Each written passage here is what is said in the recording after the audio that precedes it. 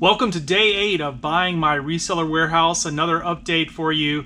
Hopefully you just watched the recap episode that I put out, not to try to break the rhythm of doing 30 videos in 30 days, but one of the pieces of advice I got was, some people just don't have the time to watch, day 1, 2, 3, 4, all the way through 7 days, and they might appreciate a recap video. And I have been taking all of what you might call B-roll along, and so I wanted to find a way to share that with everyone, and so that's what I decided to do with the recap. So hopefully that was kind of fun, and you enjoyed that. Day 8, things continue to move. I saw the painters for the first time today. I got to the new building, walked up, and there was a sticker on the door from a Spectrum, which is our internet service here locally. And then lo and behold, the guy had just left, and he was literally sitting in his car. So he walks back up to me, because anyone who is a salesperson for any of these companies, they come off as just the most, outward going, friendly person. And so he was just like, "Oh, are you Jason? Oh, hi, and always happy to sell you something." So this was kind of a funny story, and it ties into a lesson that I've seen 3 different times already in this process. The idea of a new customer is kind of one of those things that when you're in this situation of moving, you kind of have to perk your ears up a little bit and think about, okay, what kind of a deal can I get? Because all of these companies are desperate to get your business, and they're always going to have a promotion running. And so let me give you an example of that. Here I am. I have had Spectrum, which is the internet provider here at this warehouse. I'm in the old warehouse, and I've had them for over 5.5 years. So, when it's time to go to the new building, I just called up Spectrum and said, "Hey, I'm an existing customer. I want to move my service to this new address. What can you do for me?" I mean, I didn't even say, "What can you do for me?" I was like, "No, let's set up the appointment." I'm just not even trying to get the deal or any kind of deal. The person did tell me that, "Oh, well, with all of our new plans, we don't even, I think right now I have 300 gigabytes upload, and they said the minimum was 500. So even at my same plan, I could keep that level." And I was like, "Oh, okay, great. Well, I'll get a little faster internet." So get over there, and I think I've already mentioned that when the guy came to set up the internet, it was really quick, and he was, beep, beep, beep, plug some things in, and within an hour he was out of there. So no problem, right? So, but Spectrum's pretty persistent. So I get little messages from him and stuff, and this guy shows up at my door, and so start the conversation and everything, and he essentially tells me something that just kind of, sort of blows my mind just a little bit. And this is a conundrum I don't think I've mentioned in any of my videos so far, is that, and I will show this just to give you the visual, but the business is located on a major highway that for many years the North Carolina Department of Transportation has been working on, to the point that originally this building on this major highway had an address that was, I think it was 1303 US 74, and that was the address for years and years, until the North Carolina Department of Transportation built this thing called a flyover, which is essentially where they have this giant, almost like a raised, it's not really like a bridge, it's like this flyover, I guess that's what they call it, right? And where the traffic goes underneath it, but this 4-lane or 8-lane highway thing just keeps going over the top. And so when that happened, they built a frontage road. And so I have only sort of known this addressed as to be the frontage road, and there's a different number. Here's how weird it is. This building essentially has 2 addresses. It has the original address that was assigned to it, that is in a different area code and a different town than the current address for it. And I know it sounds crazy. How could you have, literally the first address is in the town of Matthews, North Carolina, and has a different zip code, and the current address is in Stallings, North Carolina, and has a different zip code. So anyways, who knew? So when I set up the service, I set it up, in talking to the person, I think they couldn't, well, this is what happened. Now it's coming to me. When I reached out to Spectrum to set up the service, and I told them where the new place is, they didn't have the address in Stallings in their system. And they're like, does not compute, that address does not exist. And I said, "Oh, okay, well, try this old address." And they looked up the old address, and that was in there. So that's what I set it up for. So anywho, guy comes over, and he's explaining the situation. He's like, because this other address, the new address, is not in our system, I could key this in as a brand new service in a brand new location, and you'll get a big savings that way. And I'm like, oh, do tell. So he lays it out for me, and essentially he's going to be able to get me roughly $30 off a month for my internet for like 2 years, because it's going to show in their system as a new address. So almost like, he was out there hustling and knocking on doors, and he found this new address that had never had service, and he got him to sign up, And I didn't care that this was, he was kind of going through the back door to make this happen. So anyways, I'm going to do it.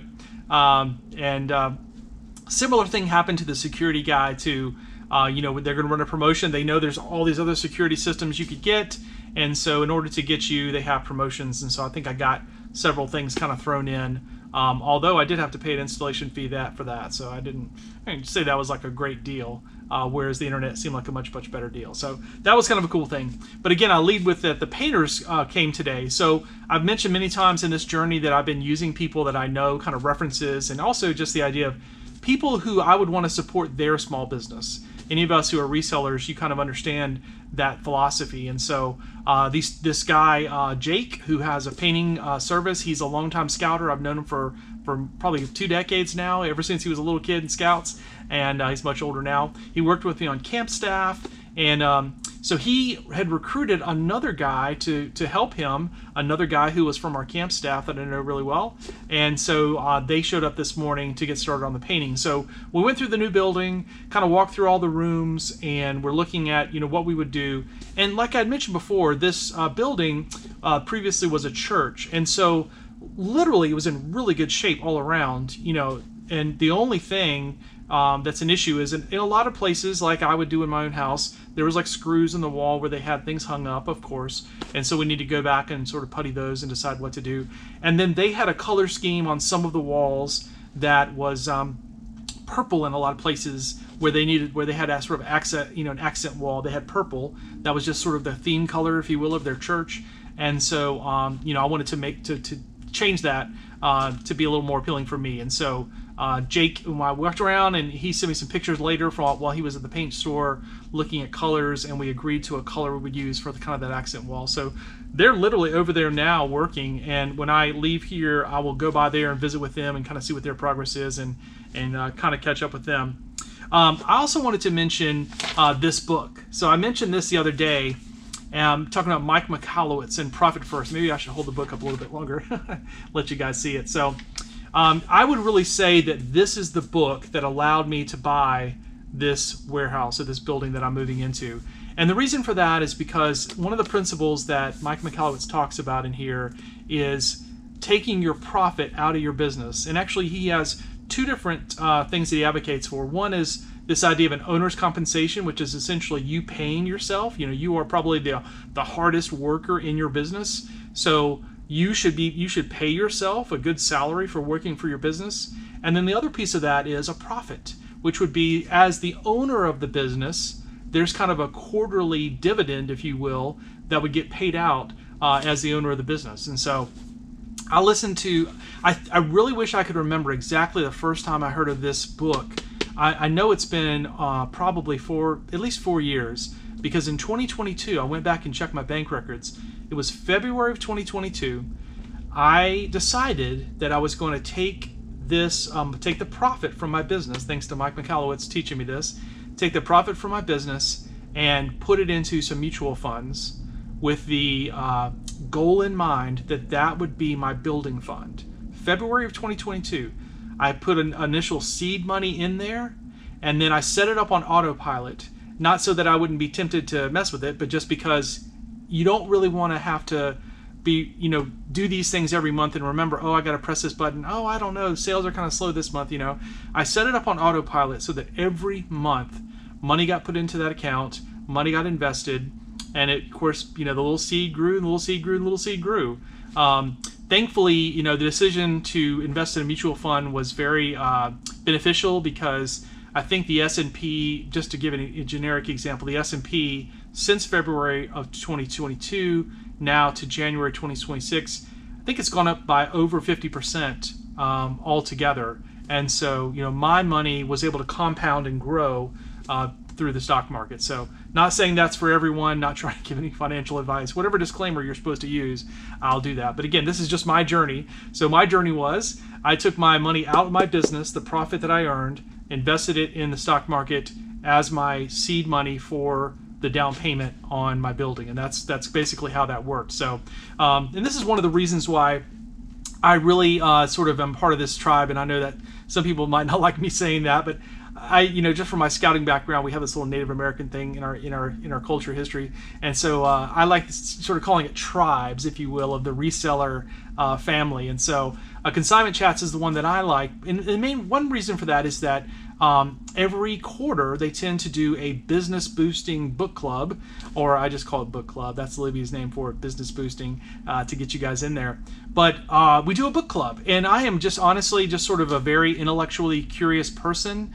And I did not go to school for business. There is so much for me to learn about running a business and about the ins and outs and things, and a lot of motivational stuff too. So, my background, I mentioned, I think earlier, was I was a school teacher. So 1995, I graduated from the University of South Carolina. Go Gamecocks. I wear my ring proudly, also because it won't come off my finger, but still, I'm wearing it proudly.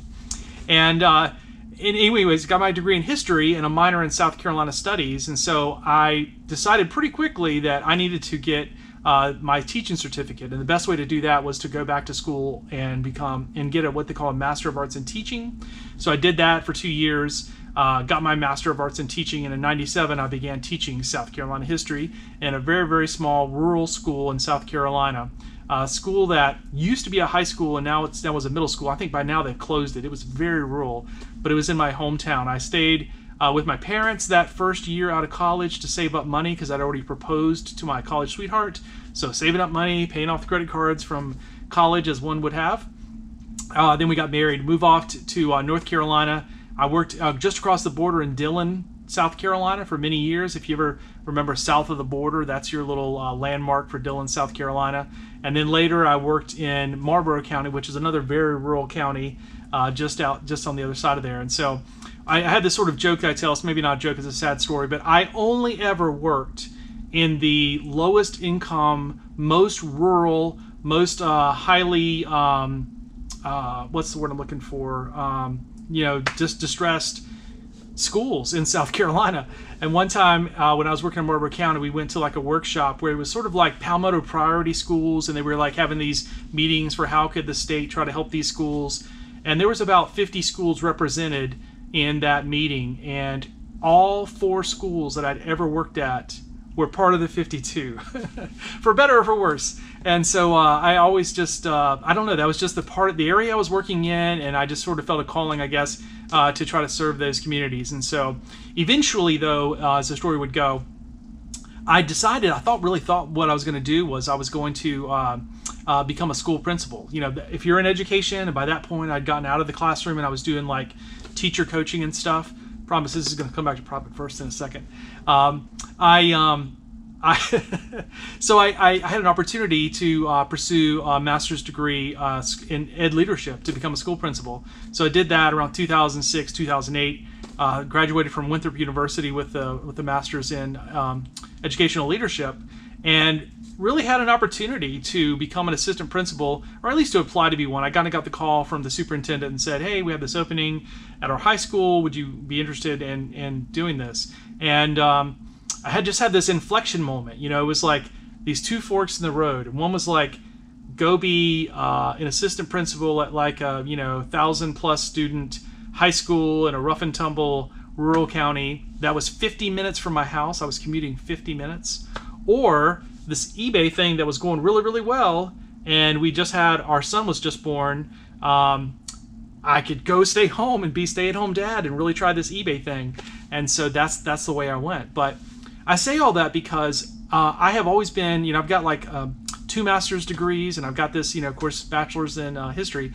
I've always been intellectually curious and always trying to learn things that I don't know. And so business was one of those things that, I just never, other than just learning eBay on my own, that's really, but I didn't have something like this that gave me a roadmap of how I could rearrange the money and how I could set up the business to be successful and to help me be successful. So again, that's with Mike Michalowicz, but also with Consignment Chats. That's what I really appreciated, is just the book club and all that discussion with all the books we've done that kind of helps just me grow as someone who's intellectually curious and really wants to learn things. I really honestly don't sit around watching TV. I probably watch more YouTube. I probably watch more of your YouTube channels than I watch any amount of TV or that kind of stuff. So I've already kind of joked about not having a whole lot of hobbies other than selling scouting memorabilia and doing stuff with my family. So anyways, I just wanted to, again, plug this book, because I would honestly say that if I had not had the insight from this book to start that nest egg back in February 2022, I would not be closing on a building in January 2026 with the down payment being no problem, had plenty of money, had extra money still there, and we're spending some of that money upfitting the new building and getting it just right. So profit first, there you go. All right, so tomorrow it's going to be, it's almost like every day is completely different. The electrician is coming back tomorrow. I may or may not have a visit from a plumber tomorrow. One last thing I wanted to close with is just kind of a way to be honest about this and tell you that I don't have it all figured out and I make plenty of mistakes. It's right behind me. So this box, when I was kind of dreaming up moving into this new building, I think in the period, I had 120 days from when I got the purchase agreement signed to closing. And so that was a long time to kind of think about all this stuff. And one of the things that I stressed about was thinking about the shelving. So if you watched day 7, you saw the wooden shelving that I built. But, I had an idea that maybe instead of me building all this shelving, what I should do is try to find some shelving that I could buy in bulk and just buy, a bunch of units of the same thing. Because honestly, just from watching y'all's reseller videos, that's what most people do, right? You sort of, so-and-so said buy this. So then a lot of people buy that same thing and it kind of matriculates down and people have the same size boxes. I'm looking over here at my inventory boxes. And so I kind of thought, well, let me just try that. Let me try to go on and see what kind of shelving I could find. I knew I needed it to be pretty wide and pretty tall and, that sort of thing. I didn't really need it to be super heavy duty in terms of like how much weight on each shelf. But anyways, the best deal I could find, and I'm pretty sure y'all, this is the first time I've ever ordered something off Temu, was this shelf right here. So it looked like it's a big, beautiful shelf. I think it's like really wide, and I think it's like 4 feet wide and like 30 inches deep, or it's about exactly the size I need, and it's heavy duty. And so, and it's free shipping right on Temu. And so I ordered it, and I said, I'm just going to order one, and I'll test it out and see if it's the right thing for me. And then I can always order more because they have more of them. Despite what their website says, where they have little clocks ticking down and these little psychological tricks they do, they have plenty. And so I thought, okay, I can just get as many as I want, and it won't be that hard. Just gonna click them together, right? So this thing shows up on my front porch, and I already knew it was going to be kind of heavy. I didn't know how heavy, so I got my son to help me, and we drug it inside the house, and it was so friggin' heavy. Oh my God. And then my wife was out of town that weekend, I believe, and so when it was time for her to, when she was going to come home, or maybe she did come home and see it, and I kind of showed it to her, and she's like, get this out of our house, because that's one of the rules, you can't have all my reseller stuff in our house. And so I had to get it out of the house and into my van. But the problem was, this shelf system weighs 111 pounds. Literally, the thing on the side here tells you how it is so freaking heavy. I had my hand truck, and I had this thing on it, and going down the steps of my porch, I literally stepped off the wrong way of the porch. I went this way, this 111-pound shelf went the other way, and luckily my only thing I did was scratch up my shin a little bit, but my wife and son were right there, and everybody's like, oh, are you okay? It was kind of a startling thing, but it was one of those things it's just sort of like a you idiot moment. I'm laying there in my yard with my shin scraped up because I had bought this ridiculously big and heavy shelf off of Temu, thinking that this would be the answer to all my problems and hopes and dreams, and it was not. So it's now that it's kind of a funny story, I am trying to decide where I'm going to put this in the new warehouse, because obviously I'm going to use it. We can always use shelving space, but it almost needs to have a place of honor, some important thing, not just holding boxes of envelopes or something. It has to be a little more special. So I haven't figured out where that's going to go, but I do know that I'm going to have the movers move this when they come to move, because I ain't moving that thing again. Oh my God, it's so heavy.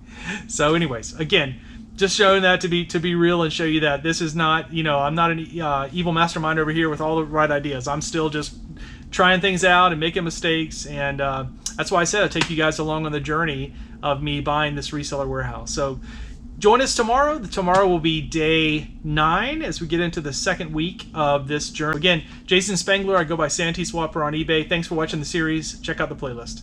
Oh, and leave comments. Always love to see what you guys have to say. Any things you want me to talk about or focus on. Appreciate it.